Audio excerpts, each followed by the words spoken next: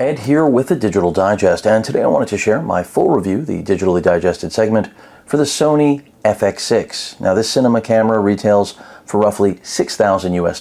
That is body alone. You can opt for the kit, which includes the G-Series f4 24-105 zoom lens, which is not a power zoom lens. If you're looking for a power zoom full frame lens, you'll be looking at this, which is the PZ28-135. You know, historically, this has been criticized for not having a wide enough starting point, and that may be true of what you're trying to shoot, depending on your personal use case scenario. For me, I love this lens, both, of course, first and foremost for its video, as well as even its still performance. But that aside, the beauty of the FX6 at its price point is that it is lightweight at under 2 pounds, modular, which means that if you want to put this on a gimbal, you can. Of course, other Sony cameras that are not cinema cameras, like the a7S III or even the FX3 that I'm filming on now, are better suited on a gimbal, but they are not as feature rich. So, as many of you already know, the variable ND filter is great to have built into this camera. Definitely more versatile and easy to use than a traditional optical one. And the fact that we have an auto mode for the ND filter, I think, is another huge win. In addition to that, of course, the video modes and color science that the FX6 affords are all excellent. I mean, the autofocus, best in class. Low light capability, also best in class. And that's where Sony, with this camera at the price point and weight, have really put the competition to shame. I think that's really the turning point for a camera like the FX6, where historically Sony would have been more hard-pressed to win over business from Blackmagic users, Red users. This is the camera that can pull them over. And that's why it's still sold out, back-ordered, and yes, the supply chain, as I mentioned in my first look at this, is of course part of the constraint with getting these out to consumers that want them, really professionals that are using this for whether it's, you know, documentary, interview, news applications, really whatever you plan on shooting. If you want to do it in a professional capacity and at a price point that with its form factor is unmatched, the FX6 does that. So whether we're talking about DCI 4K at 60 frames, or you want 16-bit RAW recorded externally, you have, of course, HDMI, a full-size port, as well as SDI. So it's really a matter of how you want to shoot this and capture what you're doing. Sony's codecs are excellent. So, you know, full quality out of this camera either means external recording, or the alternative is using Sony's compact flash express type A cards, which are very expensive, but are best in class in terms of at least Sony's world, because, well, no one else is making them yet, but hopefully third-party manufacturers will get on board soon, which means the incredibly expensive price point of those CFA cards is going to come down. Now, when it comes to usability, I think this camera is great. I mean, no viewfinder, obviously. You do have, of course, a display, but you know, if you want an EVF, that's what the a7S III is for, and that's not a cinema camera. It's a very good video camera, but not a true video camera like the FX6. And as we all know, the FX3 that I'm filming on also does not have, it's even more of a gray space, because it's got so much in common with the a7S III and the FX6, but doesn't have the EVF, but has the styling and, of course, much of the design language, which is also styling, of course, of the FX6 or the entire FX lineup. But, you know, the tally lights, all of those things are important, but it's definitely, it favors run and gun more, but is lacking, again, the variable ND filter that this has, true, you know, DCI 4K, just to name a few. And of course does not have SDI out, of course does have full HDMI out, but just some things that are, I think, a point of focus. So again, when it comes to on focus, autofocus in low light, and the ND filter, the FX6 sort of owns the world right now. I feel like after using it for a couple of weeks, I do think this would have been a fantastic upgrade for my channel, but I also think it wouldn't have been necessary for what I shoot here on the channel. And that's because if I was doing commercial video work, I can see the application. I can see why clients would look at something like the FX3 or the A7S III, and unless you're sticking that on a gimbal, they would say, is that what I'm really paying for? And this goes back to years ago when Sony entered the mirrorless market, and so many traditional still photographers would say, I cannot show up to a commercial shoot with, a tiny mirrorless camera. Clients who know nothing about photography do know, at least back then, this was the methodology, the mentality, that if the camera was tiny, it wasn't expensive. And if they were paying, they wanted to see expensive gear, at the very least, until they saw results. And the same applies here. Now, while this isn't a huge camera, it does send a very clear message, as do its results. So, important. It may seem superficial, but unfortunately that's much of how the world works. And while the A7S III and FX3 produce phenomenal video, granted, again, no ND filter or DCI 4K, but have the exact same sensor and arguably better autofocus than this, even though this has great autofocus for its class, they aren't going to leave an impression on a client the way the FX6 will. So with that said, I've given you a lot of what's great about it. Let's talk about what's not so great. The menu system, it leaves some things to be desired, especially when I keep mentioning less expensive cameras like the FX3 as well as the A7S III. Both of those cameras actually have better menu systems, but that doesn't make them better. It's just a matter of learning curve and spending time with the FX6, acclimating, and then of course you can also customize. You have a joystick built into the top handle. You also have a joystick built into the side handle if you so choose to use it. And that's part of what I like about this camera. If you put it on a gimbal, get rid of the side handle. You don't need it. You don't even need the top handle, but there's a catch with that. Get rid of the top handle, you no longer have XLR input.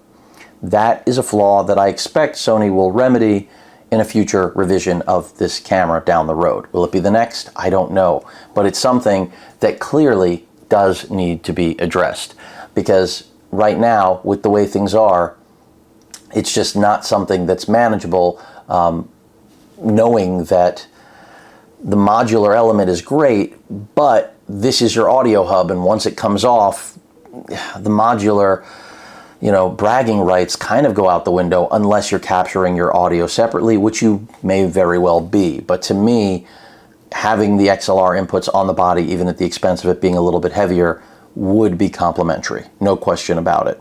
Now, I have this same issue, of course, with my FX3, but my FX3 is under $4,000. Isn't aimed at the exact same audience. In fact, the FX3 is meant to be a B, whereas this is meant to be an A cam. So, food for thought on that. But the internal audio on this, even when you're not using an XLR mic or one of the various XLR inputs you can bring into this camera, is really good. But you expect that with a $6,000 camera. And again, no touch screen on this menu, which means that, you have it in there, but I meant when actually shooting. So you can navigate the menu system, but when it comes to pulling focus, that's an advantage that my FX3 and A7S III, I don't own the A7S III, have. So while the autofocus on here is great, and look, some of you are going to say, I don't even use autofocus, that's fine, but I personally would rather, and I'm assuming there are many of you that are like-minded, would rather have autofocus and not need it than need it and not have it. So while this camera does have fantastic autofocus, one thing that's important to note is that in the event you want to hit your subject with a touch of that touch screen, it's not going to happen on this display. It just isn't possible. So that's one area where I wish, I assume Sony is going to make a change in the future. I don't think we're going to be relegated or stuck with what we have right now. And look, it's not a bad thing. This is a really dynamic camera. I think that Sony did an excellent job. And when you take into account what preceded it, the FX6 is pretty amazing. But again, I think the XLR input being lost with this top handle, it's a blessing and a curse all at the same time. And I think in large part, most videographers probably have more beefs with the top handle system than praise for it. I personally like it, but I could see just from the XLR input alone, from that stance, as well as I don't think the design of the mic holder here on the right side, which I also have on my FX3, is the best in the world. I like that we've got controls. I like that the audio quality off of the built-in mic is solid, but once that goes away, what are you left with? And while we have mounting points here and a hot shoe, which is good, again, there are elements of this top handle that need to live inside the body.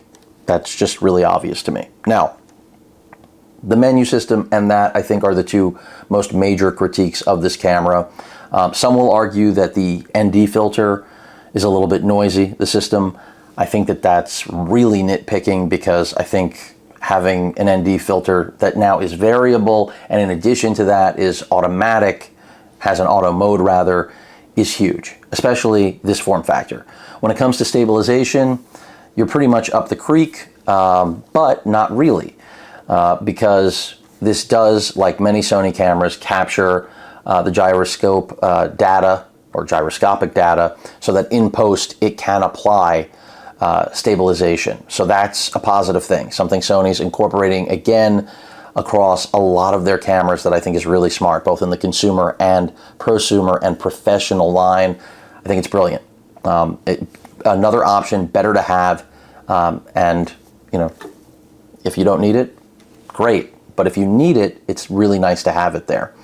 And remember, with the menu system, even though it's clunky, if you're not already accustomed to it, you're going to be able to do what you need to when it comes to customizing this. And I think that's what a lot of users are going to do for the most part.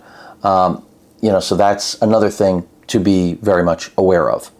I love the number of record buttons. It may seem cheesy, but that's part of why I like my FX3.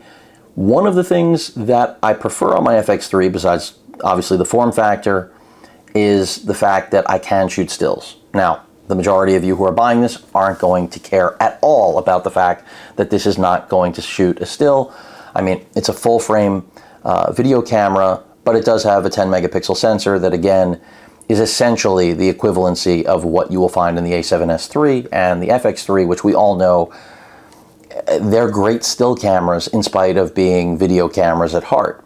So, you know, had Sony enabled this still capability in the FX6, I don't think it would be a bad thing, but it's a clear statement that they're not going to make a cinema camera, a still camera, in any way, shape, or form.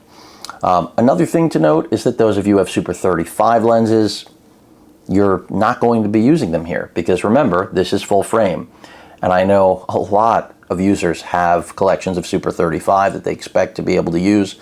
I mean, Sony was really hard on the Super 35 push for years, and now we're shooting beautiful video, full frame, no need for it, and that's just the way things work at this point. So you can still use them, but you'll be cropping so much, you'll be giving up fidelity.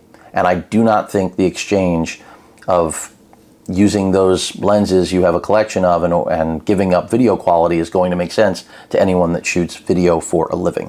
But something I needed to make mention of, and that's, you know, when I did my comparison of the PZ 28-135 to, what is it, the 18, I'm forgetting what the end of that range is, if it's 118, but the point is that that was an APS-C, you know, lens designed to be a Super 35 power zoom lens to correct the issues or the critiques of the F4 28-135 PZ, and, you know, by chance I ended up picking the right lens in the long run, because now the glass I have there is adaptable here and fully leverages this system.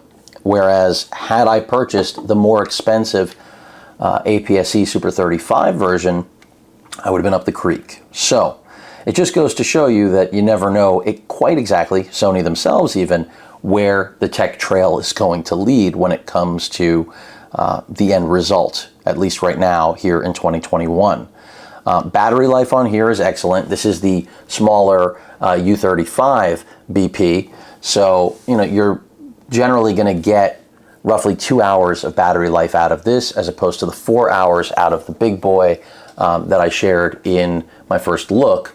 And this is a very expensive but very good battery if you need the runtime. This is another element I really like about the camera, because my FX3, well, it's a tiny camera compared to this, even though this is still really small when you compare it to the balance of cinema cameras it competes with. And I didn't mention this is Netflix approved. If you want to shoot something for Netflix, you're good to go.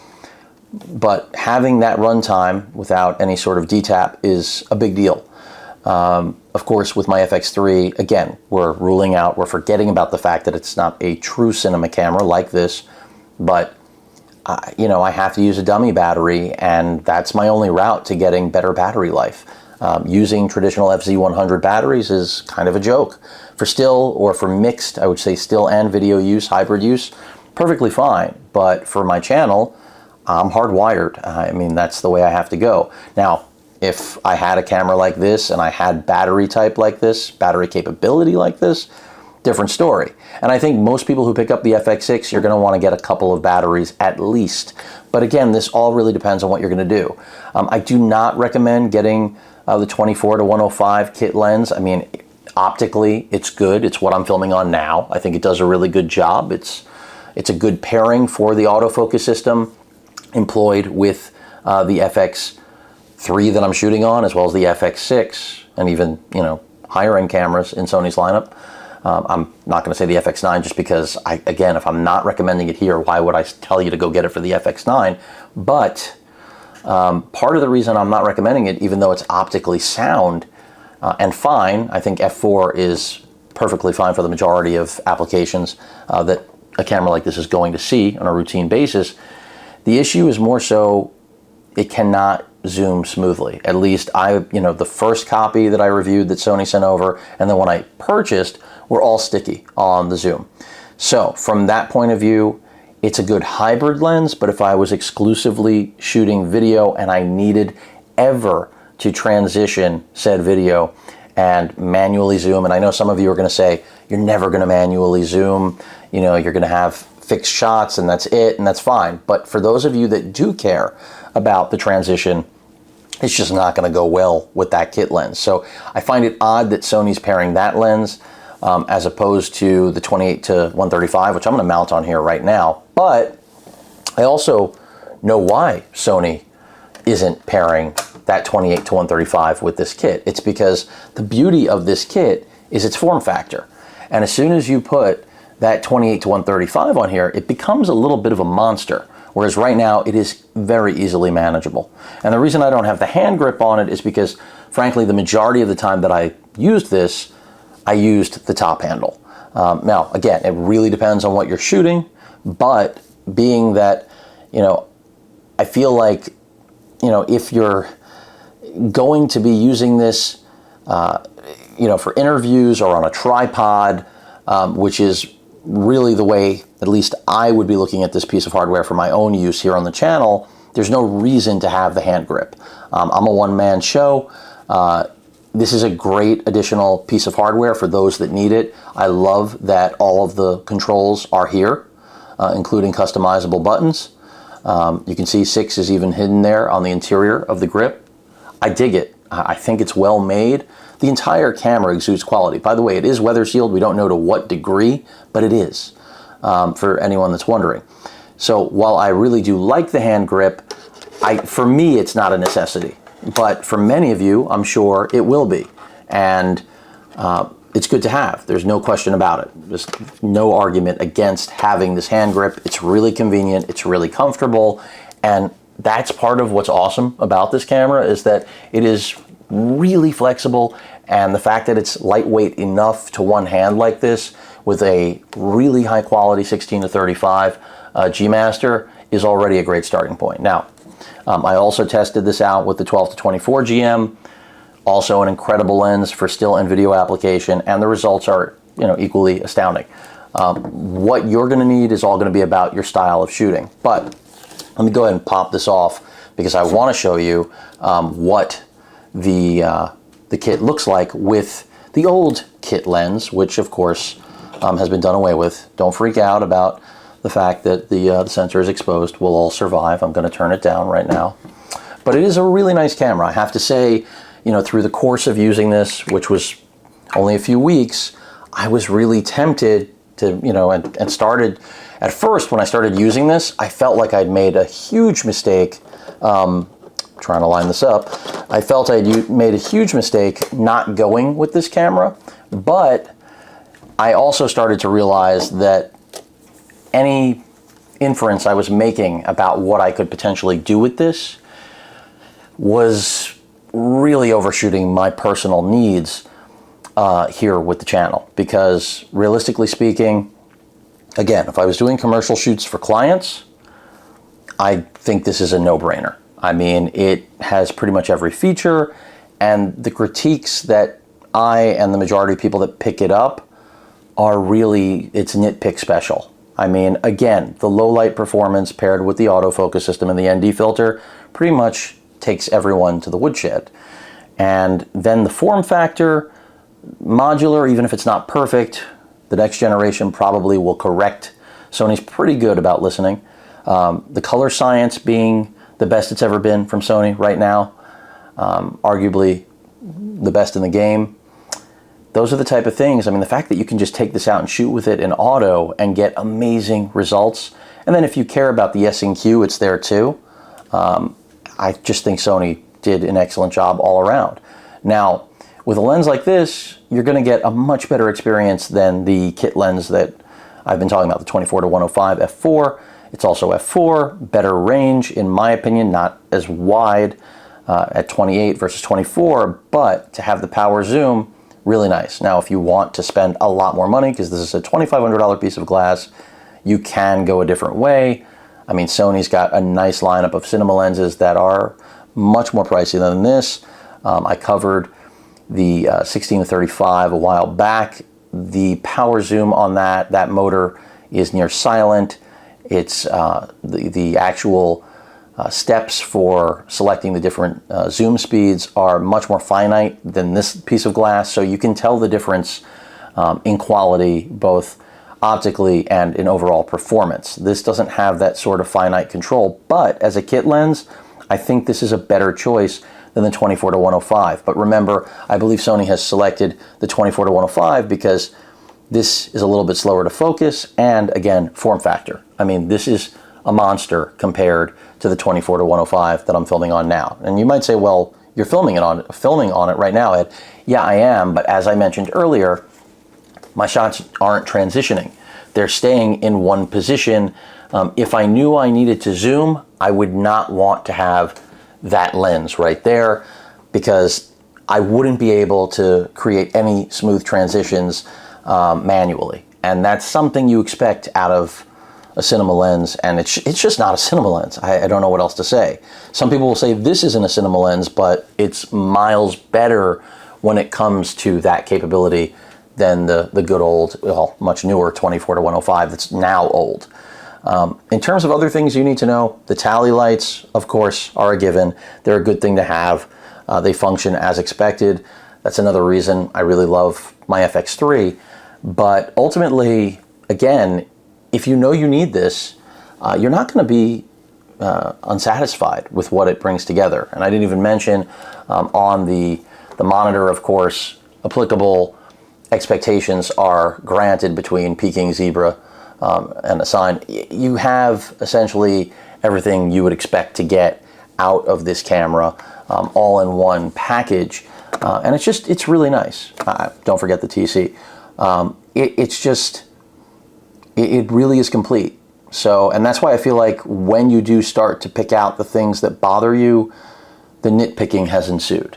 You're not going to have any overheating issues with this. Granted, I didn't go into 120 degree Fahrenheit weather with it, I still saw some pretty warm conditions here. It did get as warm as about 90 degrees while I was using it. Again, Fahrenheit, high humidity, but this thing didn't miss a step. And again, it just would be too much camera for my application, but I think for anyone who is doing commercial work, again, interviews, news, run and gun, this thing is gonna work and it's not gonna miss a beat. You wanna go manual, go manual. You wanna lean on that autofocus and auto ND filter, shoot in bright sunlight, you're gonna get phenomenal results. And that's the cool part about it, is because whether you're in bright sunlight or it's nighttime, this thing is going to put out some amazing video. And yeah, there's not much else to tell other than that Sony hit it out of the park with the FX6.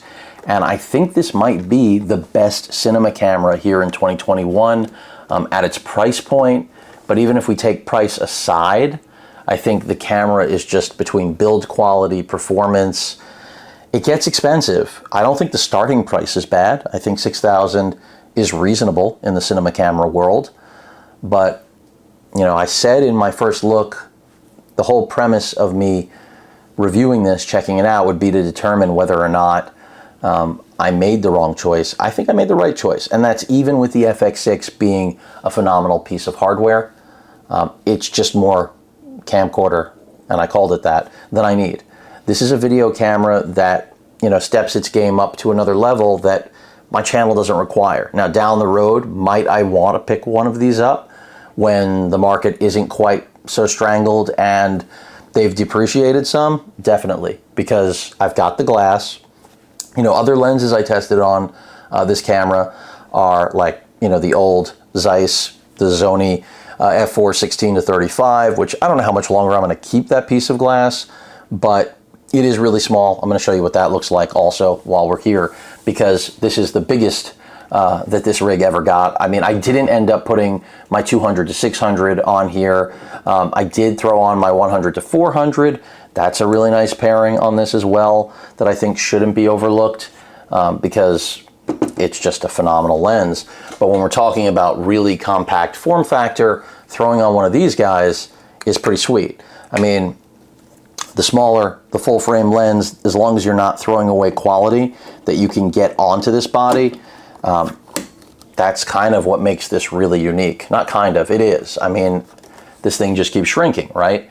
And get rid of the top handle and you've got, as long as you're not going to cry about the loss of the actual viewfinder and the XLR audio, by viewfinder I meant display, you know, now you're in a whole nother world. And this is the trend we've got going, right? Is that Panasonic just launched recently their box cinema camera, and you know, Sony, when they first previewed what the future of their cinema cameras and mirrorless business would be, they were essentially the FX6. That's what it looked like. You know, it was just a metal cage with a full frame sensor. And now it's been fully fleshed out. And it's pretty amazing. I remember, you know, 10 years ago where we were at. I remember my first HD camcorder consumer model, which was really expensive back in the day. I remember my first 4K camcorder, and I'm not a filmmaker, but I can appreciate extreme progress, and Sony's made a lot of it. So while this is still not perfect, I think it's perfect for the majority of users in terms of checking off every box they could possibly want, especially again at that $600 price point. And remember, you don't have to use the Compact Flash Express Type A cards. I think the money is frankly better spent for many of you in an external recorder, but that does undo this form factor. But remember, we've also lost our XLR already with this form factor, so that's another issue. Let me grab the 100 to 400 G Master, because as I said, I feel like that's another really nice lens to have on here. And that's probably where I'm going to wrap things up. I mean, I just wanted everyone to have a good idea of at least my impressions. Again, I'm not a filmmaker. This is a prosumer's view, really, at the end of the day, as I open up my travel bag from taking this out to shoot. And I think that that's important to get. You know, you want a deep dive on all of the capabilities. There are a lot of YouTubers that will walk you through that, and they are filmmakers, unlike myself. And they do pride themselves on focusing solely on video production. I also think the new 70-200 that's rumored, the refresh that's coming out of the f2.8 G Master, I think that's going to be a really interesting camera, lens to use with this camera. I think that's going to be more popular, obviously, than the 100-400 that I'm about to put on it. But this is still one of my favorites because it's incredibly versatile, it's compact, it is smooth through the entire range, unlike the 24-105 infamous lens I'm filming on now. So, you know, it's really a matter of what you're after. I mean, that's what I feel like is the most important thing with this cinema camera. And if you know what you need, which most of you I think do, you're not going to be unhappy with this little guy that happens to be one of the strongest performers on the market. And that is why it is on extreme back order. You know, I keep mentioning that it has a lot to do with, you know, supply chain being basically strangled, because you have to remember where most processors are being manufactured, and components for cameras like this and the one I'm filming on, which is also permanently out of stock pretty much. The FX3 is constantly in and out. Those countries don't have access to vaccines like the US. So, you know, if these cameras were being made in the US, it would be a different story. They are not. They're being manufactured in countries like Thailand, and, you know, if things are being made in countries where, you know, the factory's got to get shut down once there is, you know, a rampant case of COVID that's making its way through the factory, and the only way to essentially save lives is to shut down, production stops for 2 weeks, production stops for a month. And then this, you know, creates a ripple effect through the entire industry. So it's not just photographic equipment, it's PC components, automotive components, it's so many different things that rely on modern, you know, processors and just components that are associated with said processors. And then all of a sudden, the supply chain, you know, has to come to a full stop, because at the end of the day, human life is more important than whether or not you or I gets our latest and greatest piece of gear. So that is where things are at. And I think once this comes back into stock, it's still going to be one of the most coveted cameras on the market, because it's got everything. It really does. And there you have it again, just broken down. And I mean, there's no way to preview what you're shooting right now unless you're using a wireless adapter, which is ideal, obviously. This is the type of situation where you want one of those wireless transmitters that you can just throw on. And if you have this on a gimbal, you can easily preview what you're shooting, you know, and use a compact flash Express Type A or a traditional SDXC card. Just remember, you've got to get the right speed for the footage you're recording in the codec you're recording. Again, I don't think I stressed enough what a great job Sony's done with the codecs. You know, years ago, Sony was ridiculed for their codecs. Now, their codecs are best in class. So it's just, they've come a really long way, and I'm glad that I've been along for the ride. Granted, I wasn't, you know, on the cinema tip, but now this sort of tech being part of Sony's library or catalog of capability is just really impressive stuff. And I didn't intend for this video to run this long. People will be complaining about where the video samples are. YouTube is filled with them, folks. You can get as many video samples as you want. I have said over and over again, I am not a filmmaker. I shall not pretend to be one. I have a limited range of knowledge when it comes to this. What I know is that in the real world, this thing is fantastic. And what I've shot with it makes me feel like a filmmaker, and I'm not one. So that really tells you a lot about what the FX6 is capable of. You know, one transmitter that I'm getting ready to unbox soon is this right here, the Zolink 600S, but I've covered a lot of Hollyland products as well. You know, the Mars 400 Pro is a really nice piece of kit that I think is a good fit for this. So there are a lot of different options. You know, once you rig it out, this is just a little cinema box. I mean, this is what a cinema camera should be.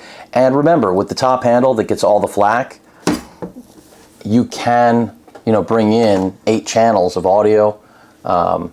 So, I mean, while this gets a rough reputation for being like a proprietary forced on you system, I don't think it's as bad as people think. Granted, I'm not using it on my FX3 right now, and it's not identical, but it's very similar. It borrows the exact same design. I'm happy with it. I wish that my top handle was a little more like this one, but it's okay that it's not. Again, for me, the FX3 was the right way to go. I love that I've got the ability to shoot a still when I want one. It's more of a hybrid, obviously. It's missing quite a bit of the capability that this has.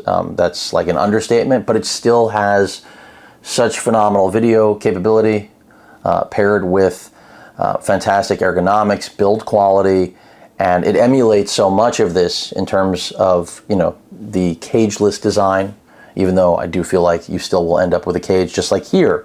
You will be apt to end up with a cage in spite of the fact that we have so many 1/4-20 mounts. I mean, especially once the top handle comes off, it's 1/4-20 city, but that doesn't mean you're not going to want to rig it out. I think you should rig it out. I think it's still meant to be, even though it's under 2 pounds. So hopefully this gives everyone a pretty good idea that I think the FX6 is probably the best cinema camera, best video camera on the market here in 2021, not just for Sony E-mount users, but for just about anyone. And if you're a prosumer and you've got the budget for it, I don't see why not. I think you will be better served by the FX3 or the A7S III, just like I'm using right now. But if you really want, the cream of the crop without jumping up to the FX9, Sony has given you an option. And I didn't mention the cooling on the bottom as well, but it's obvious. I mean, they've made sure that this thing is not going to overheat. And it's a pretty amazing piece of kit. Anyway, that wraps things up, at least in terms of what I have to say about this camera, which has been really nothing but good things. Very few gripes with the FX6 at $6,000. If you can find it in stock, I do not think you will feel that you have made a mistake. It's just a matter of figuring out the accessories and the glass. Good thing is, years ago, the complaint used to be there wasn't enough glass. Now, there's a ton of high quality native E-mount glass, and you're not going to have a problem when it comes to figuring out what you want to pair with this. And if you want to adapt stuff, you can also, of course. But you will always do best, especially now with that wide array of native E-mount full frame glass, you're going to do best going with Sony. It's also going to complement this autofocus system the best. So if you care about that, don't neglect it. Spend the extra cash and get yourself some nice E-mount modern glass to go with it. Super 35, you already know you're going to deal with crop factor, and I don't recommend that. I think that's a bad, I think it's just it's the wrong way to go. And if you're that married to them, you probably should consider something else, which I think would be a mistake because the FX6 is all that when it comes to the modern video camera here in 2021 at the right price, right size, and right feature set. Not perfect, but still fantastic. Any questions or comments, please feel free to post them. Hit that like button, and as usual, please feel free to subscribe, and please stay safe. Later.